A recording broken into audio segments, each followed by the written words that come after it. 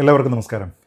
SNDP യോഗം general secretary Shri Vellappally നടേശൻ്റെ ഭാഗത്തു നിന്ന് ഒരു വിദ്വേഷ പ്രസ്താവന കഴിഞ്ഞ ദിവസം ഉണ്ടായത് കേരളമാകെ ചർച്ച ചെയ്തതാണ്. മലപ്പുറം ചുങ്കത്തറയിൽ നടന്ന അദ്ദേഹത്തിൻ്റെ ഒരു പ്രസംഗത്തിൽ മലപ്പുറം ഒരു പ്രത്യേക രാജ്യമാണ് എന്നും അവിടെ പ്രത്യേകമായിട്ടുള്ള ഒരു സാഹചര്യമാണ് ഉള്ളത് എന്നും ഹിന്ദുക്കളിലെ പിന്നാക്ക വിഭാഗക്കാരുടെ ജീവിതം വലിയ ബുദ്ധിമുട്ടിലാണ് എന്ന അർത്ഥത്തിലാണ് അദ്ദേഹം സംസാരിച്ചത്. അങ്ങേയറ്റം വിദ്വേഷമുണ്ടാക്കുന്ന പ്രസ്താവന തന്നെയാണ് അത് എന്ന കാര്യത്തിൽ യാതൊരു വിധത്തിലുള്ള തർക്കവുമില്ല. ശ്രീ വെള്ളാപ്പള്ളിയെപ്പോലെ പൊതുരംഗത്ത് പ്രവർത്തിക്കുന്ന ആൾക്കാർ ഇത്തരത്തിലുള്ള പ്രസ്താവനകളൊക്കെ തന്നെ കുറച്ച് അവധാനതയോടുകൂടി മാത്രം നടത്തുന്നതാണ് അതിൻ്റെ ഭംഗി. അതല്ലാതെ വലിയ സ്പർദ്ധയുണ്ടാക്കുന്ന രീതിയിലത്തേക്കുള്ള പ്രസ്താവനകൾ അദ്ദേഹത്തിൻ്റെ ഭാഗത്തു നിന്ന് ഉണ്ടാകാതിരിക്കുക എന്നതിൽ അദ്ദേഹം തന്നെയാണ് ശ്രദ്ധാലുവാകേണ്ടത്. നമുക്കറിയാവുന്നതുപോലെ ശ്രീ PC ജോർജിൻ്റെ ഒരു പരാമർശം ഇതേപോലെ തന്നെ വിമർശനാത്മകമായി വന്നിരുന്നതാണ്. അത് കുറേയധികം കോടതി കേസുകളിലേക്കും മറ്റും പോവുകയും ഒക്കെ ചെയ്തു. പോലീസിൻ്റെ നടപടിയുണ്ടായി. അദ്ദേഹം അറസ്റ്റ് ചെയ്യപ്പെടുന്ന സാഹചര്യമൊക്കെ തന്നെ നമ്മൾ കണ്ടതാണ്. അദ്ദേഹം ഇപ്പോൾ BJP അംഗമായതുകൊണ്ട് തന്നെ BJPയുടെ പല നേതാക്കന്മാരും അദ്ദേഹത്തെ ന്യായീകരിക്കുന്നതിനും അദ്ദേഹത്തിന് പിന്തുണ പ്രഖ്യാപിക്കുന്നതിനും ഒക്കെ വരുന്നതും നമ്മൾ കണ്ടതാണ്. അതേപോലെ തന്നെ ശ്രീ വെള്ളാപ്പള്ളി നടേശനെ ഒറ്റതിരിഞ്ഞ് ആക്രമിക്കാനായി അനുവദിക്കില്ല എന്ന് പറഞ്ഞുകൊണ്ട് BJPയുടെ പല നേതാക്കന്മാർ, അതുകൂടാതെ ഹിന്ദു ഐക്യവേദിയുടെ ആൾക്കാർ, അങ്ങനെ വലതുപക്ഷത്തു നിന്നുള്ള പല ആൾക്കാരും അദ്ദേഹത്തിൻ്റെ പ്രസ്താവനകളെ ന്യായീകരിച്ചുകൊണ്ട് അദ്ദേഹത്തെ ആക്രമിക്കാൻ അനുവദിക്കില്ല എന്ന് പറഞ്ഞുകൊണ്ട് രംഗത്തെത്തിയിരുന്നു. ഈ സാഹചര്യത്തിൽ അദ്ദേഹത്തിനെതിരെ പരാതി ഉണ്ടാകുമ്പോൾ സംസ്ഥാന സർക്കാർ എന്ത് നടപടി സ്വീകരിക്കും എന്നതായിരുന്നു ഇതിലേറ്റവും കൗതുകകരമായിട്ടുള്ള കാര്യം. കാരണം ശ്രീ വെള്ളാപ്പള്ളി നടേശൻ നടത്തിയിരിക്കുന്ന പ്രസ്താവന ഒരർത്ഥത്തിൽ ശ്രീ PC ജോർജ് നടത്തിയിരിക്കുന്ന പ്രസ്താവന പോലെ തന്നെയാണ് എന്ന രീതിയിലത്തേക്കുള്ള ഒരു വ്യാഖ്യാനമുണ്ടായിരുന്നു. അതുമായി ബന്ധപ്പെട്ട് നമ്മുടെ നാട്ടിലുള്ള വിവിധ മാധ്യമ സ്ഥാപനങ്ങൾ ചർച്ച നടത്തിയതാണ്. അദ്ദേഹത്തിൻ്റേത് വർഗീയ പ്രസ്താവനയാണ് എന്ന രീതിയിൽ അത് പരക്കെ വിമർശിക്കപ്പെടുകയും ചെയ്തതാണ്. ഈ സാഹചര്യത്തിൽ എല്ലാ ആൾക്കാരും ഒരേ രീതിയിലുള്ള സമീപനമാണോ ശ്രീ PC ജോർജിനോടും ശ്രീ വെള്ളാപ്പള്ളി നടേശനോടും കാണിക്കുക, അതോ ഈ കാര്യത്തിൽ എന്തെങ്കിലും രീതിയിലത്തേക്കുള്ള വ്യത്യാസമുണ്ടാകുമോ എന്നാണ് ആൾക്കാർ ഉറ്റുനോക്കിയത്. മാധ്യമങ്ങളുടെ ഭാഗത്തു നിന്ന് അങ്ങനെ പ്രത്യേകിച്ച് വ്യത്യാസമൊന്നും ഉണ്ടായില്ല. BJPയുടെ ഭാഗത്തു നിന്നും അതിൽ വ്യത്യാസമൊന്നും ഉണ്ടായില്ല. പക്ഷേ ഇതിൽ വ്യത്യാസമുണ്ടായത് ഒരു കൂട്ടരുടെ ഭാഗത്തു നിന്നാണ്. ആ കൂട്ടരാണ് ഇന്ന് കേരളം ഭരിക്കുന്നത്. നമുക്കറിയാവുന്നതുപോലെ ശ്രീ വെള്ളാപ്പള്ളി നടേശനെതിരെ പരാതികൾ ഉണ്ടാകുന്നു. എന്നാൽ ആ പരാതിയിന്മേൽ നേരിട്ട് പോലീസ് കേസ് ചാർജ് ചെയ്യുന്നില്ല, മറിച്ച് അതിൽ നിയമോപദേശത്തിന് പോകുന്നു. അങ്ങനെ അവർക്ക് കിട്ടിയിരിക്കുന്ന നിയമോപദേശം അദ്ദേഹത്തിൻ്റെ പ്രസ്താവനയുടെ പേരിൽ അദ്ദേഹത്തിനെതിരെ എന്തെങ്കിലും നടപടി സ്വീകരിക്കാനായിട്ട് സാധ്യമല്ല എന്ന നിലയ്ക്കാണ്. നമുക്ക് കൃത്യമായിട്ടറിയാം, ഇത് മറ്റേതെങ്കിലും ഒരു വ്യക്തിയായിരുന്നുവെങ്കിൽ, CPM വിരുദ്ധ അല്ലെങ്കിൽ ഇടതുപക്ഷ വിരുദ്ധ രാഷ്ട്രീയത്തിൻ്റെ ഭാഗമായിട്ടുള്ള ഏതെങ്കിലും ഒരു നേതാവോ പൊതുപ്രവർത്തകനോ ആയിരുന്നുവെങ്കിൽ, ഇനി അതൊന്നുമല്ല ഒരു സാധാരണക്കാരനായിരുന്നുവെങ്കിൽ ഒക്കെ തന്നെ ഇത് ആ നിമിഷം തന്നെ കേസാകുമായിരുന്നു എന്ന കാര്യത്തിൽ യാതൊരു വിധത്തിലുള്ള തർക്കവുമില്ല. എന്നാൽ ഈ പ്രസ്താവന നടത്തിയിരിക്കുന്നയാൾ ശ്രീ വെള്ളാപ്പള്ളി നടേശൻ ആയതുകൊണ്ട് തന്നെ അദ്ദേഹത്തിനെതിരെ കേസെടുക്കാൻ സംസ്ഥാന സർക്കാരിന് വലിയ വിമുഖതയുണ്ട് എന്നാണ് മനസ്സിലാക്കുന്നത്. അതുകൊണ്ട് തന്നെയാണ് അതിന് ചേരുന്ന രീതിയിലത്തേക്കുള്ള ഒരു നിയമോപദേശം അവിടെ കിട്ടിയിരിക്കുന്നതും അദ്ദേഹത്തിനെതിരെ കേസുകളൊന്നും തന്നെ ചാർജ് ചെയ്യേണ്ടതില്ല എന്ന തീരുമാനത്തിലേക്ക് പോലീസ് എത്തിയിരിക്കുന്നതും. ഇത് കൂടാതെ വളരെ കൗതുകകരമായിട്ടുള്ള ഒരു കാര്യം കൂടി ഇതിനിടയിൽ സംഭവിച്ചു. ശ്രീ വെള്ളാപ്പള്ളി നടേശൻ SNDP യോഗത്തിൻ്റെ ജനറൽ സെക്രട്ടറിയായി 30 വർഷം പൂർത്തിയാക്കുകയാണ്.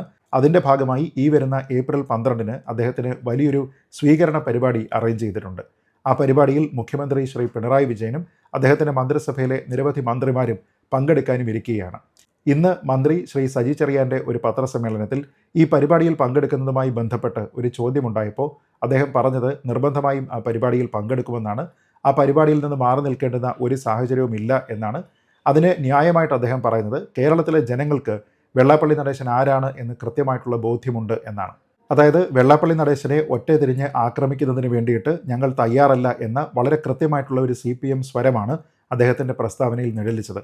ഇനി അത് കൂടാതെ ഞങ്ങൾ ആ പരിപാടിയിൽ പോയി കഴിഞ്ഞാൽ നിങ്ങളൊക്കെ രാഷ്ട്രവിരുദ്ധത ഞങ്ങൾ കാണിച്ചു എന്നൊക്കെയല്ലേ എഴുതാൻ പോകുന്നത് എന്ന രീതിയിലത്തേക്കാണ് അദ്ദേഹം മാധ്യമപ്രവർത്തകരോട് ചോദിച്ചതും. അതായത് CPMനെ സംബന്ധിച്ചിടത്തോളം വെള്ളാപ്പള്ളി നടേശനെ ഒറ്റപ്പെടുത്താനുള്ള യാതൊരു വിധത്തിലുള്ള താല്പര്യവുമില്ല. അദ്ദേഹത്തിൻ്റെ സ്വീകരണ പരിപാടിയിൽ പങ്കെടുക്കും. ഒരു തരത്തിലും അദ്ദേഹത്തിനെ ഒരു ശത്രുവായി കാണുന്നതിനോ ആ രീതിയിലത്തേക്കുള്ള എന്തെങ്കിലും നടപടികൾ സ്വീകരിക്കുന്നതിനോ CPMൻ്റെ നേതൃത്വം സംസ്ഥാന സർക്കാർ തയ്യാറല്ല എന്ന വളരെ കൃത്യമായിട്ടുള്ള സന്ദേശമാണ് ശ്രീ സജി ചെറിയാൻ്റെ വാക്കുകളിൽ ഒളിഞ്ഞിരിക്കുന്നത്. ഇതിന് ഒരൊറ്റ കാരണം മാത്രമേ ഉള്ളൂ എന്നാണ് ഞാൻ മനസ്സിലാക്കുന്നത്. അതായത് ഇക്കഴിഞ്ഞ ലോക്സഭാ തെരഞ്ഞെടുപ്പ് കഴിയുകയും പിന്നീടുണ്ടായിരുന്ന നിയമസഭാ ഉപതെരഞ്ഞെടുപ്പുകളൊക്കെ കഴിയുകയും ചെയ്ത സമയത്ത് CPMനുണ്ടായ വലിയൊരു റിയലൈസേഷനുണ്ട്, ഒരു തിരിച്ചറിവുണ്ട്. ആ തിരിച്ചറിവ് ഈഴവ വോട്ട് ബാങ്ക് അവരിൽ നിന്ന് അകലുന്നു എന്നതായിരുന്നു. നമുക്കറിയാവുന്നതുപോലെ വലിയ വിഭാഗം ഹിന്ദുക്കളുടെ അംഗബലമുള്ള ഒരു സംഘടനയാണ് CPM. ആ CPMനെ സംബന്ധിച്ചിടത്തോളം അവരുടെ ഒരു വോട്ട് ബാങ്ക് എന്ന രീതിയിൽ തന്നെ പരമ്പരാഗതമായി പ്രവർത്തിക്കുന്ന ഒരു സമുദായ സംഘടന കൂടിയാണ് ഈഴവ വിഭാഗം എന്നാണ് വിലയിരുത്തപ്പെടുന്നത്.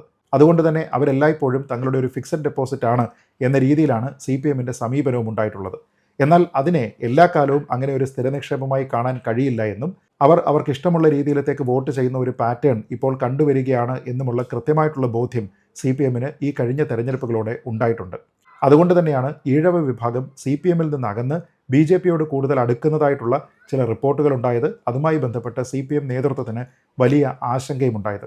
ഈ ഒരു ഘട്ടത്തിൽ SNDP യോഗത്തിന് ജനറൽ സെക്രട്ടറി ശ്രീ വെള്ളാപ്പള്ളി നടേശനെതിരെ പോലീസിൻ്റെ ഒരു ആക്ഷൻ ഉണ്ടാവുകയും സർക്കാർ അദ്ദേഹത്തിനെതിരെ കേസെടുക്കുകയും ഒക്കെ ചെയ്തു കഴിഞ്ഞാൽ, അല്ലെങ്കിൽ അദ്ദേഹത്തിൻ്റെ സ്വീകരണ പരിപാടിയിൽ നിന്ന് മാറി നിന്ന് കഴിഞ്ഞാൽ അത് CPMന് അദ്ദേഹത്തിനോടുള്ള ഒരു വിരോധമായി ചിത്രീകരിക്കപ്പെടും എന്നുള്ളതുകൊണ്ടും സർക്കാർ അദ്ദേഹത്തിനെതിരാണ് എന്ന രീതിയിലും അത് പ്രചരിപ്പിക്കപ്പെടും എന്നതുകൊണ്ട് ഒരുപക്ഷെ ഈ ഈഴവ വിഭാഗത്തിനെ അകറ്റാനായിട്ടുള്ള ഒരു നടപടിയായി അത് മാറാം എന്നിരിക്കെ യാതൊരു വിധത്തിലും അത്തരത്തിലുള്ള കാര്യങ്ങൾക്ക് കൂട്ടുനിൽക്കാൻ കഴിയില്ല എന്നുള്ള ഒരു രാഷ്ട്രീയ സന്ദേശം കൂടിയാണ് ശ്രീ സജി ചെറിയാൻ്റെ വാക്കുകളിൽ ഒളിഞ്ഞിരിക്കുന്നത്.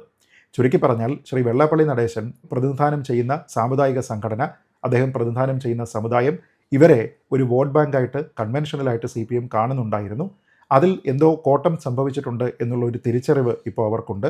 അതുകൊണ്ട് തന്നെ അതിനെ കൂടുതൽ വഷളാക്കാൻ അവർ താല്പര്യപ്പെടുന്നില്ല. അതല്ലായിരുന്നുവെങ്കിൽ ശ്രീ PC ജോർജിനെതിരെ വർഗീയ പരാമർശത്തിന് കേസെടുത്തിരുന്ന സർക്കാർ ശ്രീ വെള്ളാപ്പള്ളി നടേശനെതിരെയും ഒരുപക്ഷെ അത്തരത്തിലുള്ള കേസുമായി മുന്നോട്ട് പോകാൻ മടിക്കുകയില്ലായിരുന്നു. അവരെ അതിൽ നിന്ന് പിന്നോട്ട് തിരിച്ചു വലിക്കുന്ന ഏറ്റവും പ്രധാനപ്പെട്ട ഘടകം എന്നത് ഈഴവ വോട്ട് ബാങ്കാണ് എന്ന കാര്യത്തിൽ തർക്കമില്ല. ഒരുപക്ഷെ ശ്രീ വെള്ളാപ്പള്ളി നടേശൻ്റെ ബോധ്യവും ഇതുതന്നെ ആയിരുന്നിരിക്കാം. കാരണം അദ്ദേഹത്തിന് പറയാനുള്ളത് പറഞ്ഞു എന്നുമിരിക്കും. അതിന് യാതൊരു വിധത്തിലുള്ള നിയമ നടപടികളും ഒരുപക്ഷെ നേരിടേണ്ടി വരുന്ന സാഹചര്യവും ഉണ്ടാവില്ല എന്ന് അദ്ദേഹത്തിനും ബോധ്യമുണ്ടായിരുന്നിരിക്കണം. ഇത് നല്ലൊരു പ്രവണതയാണോ എന്ന് ചോദിച്ചാൽ നിശ്ചയമായിട്ടുമല്ല. കാരണം നമ്മുടെ നാട്ടിൽ സാമുദായിക സ്പർദ്ധയുണ്ടാക്കുന്ന, മതസ്പർദ്ധയുണ്ടാക്കുന്ന രീതിയിലത്തേക്കുള്ള പ്രസ്താവനകൾ ആരുടെ ഭാഗത്തു നിന്നും ഉണ്ടാകാൻ പാടില്ല. പ്രത്യേകിച്ച് ഉത്തരവാദിത്തപ്പെട്ട സംഘടനകളുടെ ഭാഗമായി അതിൻ്റെ തലപ്പത്തിരിക്കുന്ന ആൾക്കാരുടെ ഭാഗത്തു നിന്ന് നിർബന്ധമായും ഉണ്ടാകാൻ പാടില്ല.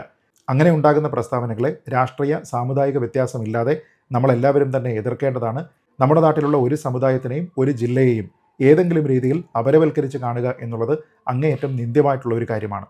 ഇനി അഥവാ നമ്മൾ ഏതെങ്കിലും രീതിയിലത്തേക്കുള്ള ഒരു സ്വീപ്പിംഗ് ജനറൽ സ്റ്റേറ്റ്മെൻറ്റ് നടത്തുന്നതിന് പകരം കൃത്യമായ ഉദാഹരണത്തോട് കൂടിയിട്ടാണ് കാര്യങ്ങൾ സമർത്ഥിക്കുന്നത് എങ്കിൽ അക്കാര്യത്തെപ്പറ്റി കൂടുതൽ അന്വേഷണം നടത്തേണ്ടത് സംസ്ഥാന സർക്കാരിൻ്റെ, പോലീസിൻ്റെ ഉത്തരവാദിത്തമാണ്.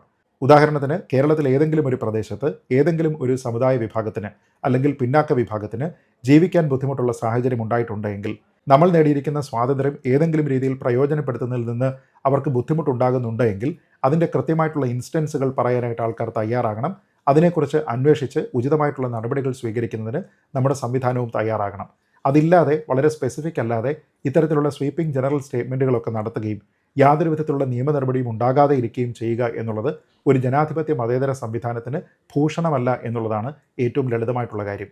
എന്തായാലും ശ്രീ വെള്ളാപ്പള്ളി നടേശനെതിരെ നടപടി ഉണ്ടാകണം എന്ന രീതിയിലത്തേക്ക് ഇവിടെയുള്ള ഏതെങ്കിലും രാഷ്ട്രീയ പ്രസ്ഥാനം ആവശ്യപ്പെടും എന്ന് ഞാൻ കരുതുന്നില്ല.